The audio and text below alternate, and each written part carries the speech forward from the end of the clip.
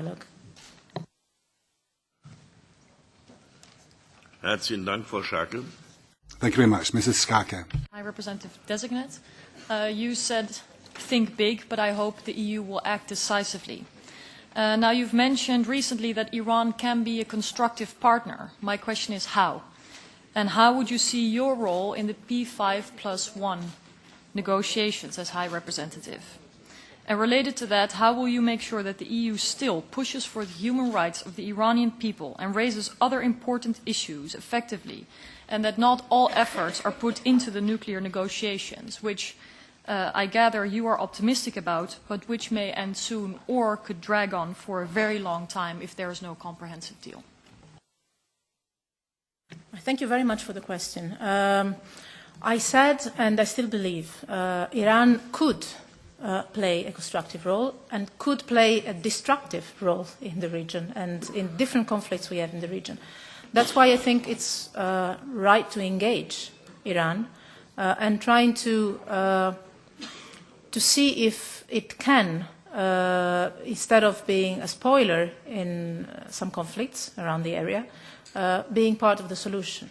That is also to be seen, but I think it would be quite realistic to think that we need at least to try, as we did for Iraq, basically. Try to talk to people that can have an influence inside countries at the moment.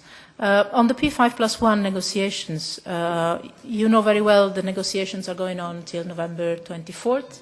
The decision in July was taken during not the last round, the previous round of talks, that Cathy Ashton would continue her role until the 24th of November, and I think that is extremely wise. You obviously do not change negotiator in the last weeks of a difficult, very difficult negotiation. I have talked not only to Cathy and to the other ministers involved, but also to Zarif, to the Iranian foreign minister during the UN General Assembly in New York a couple of weeks ago. I believe that either we get to an agreement on the 24th, before the 24th of November, either it will be extremely complicated to get one afterwards. And I really hope that it would be possible to reach that agreement by that time. On that has nothing to do, I would say, with human rights. The two things has to stay completely separate. Human rights are so important and too important to get inside any other kind of negotiation.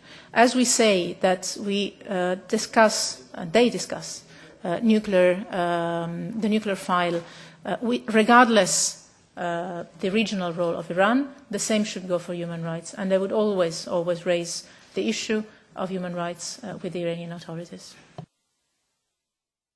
Dank.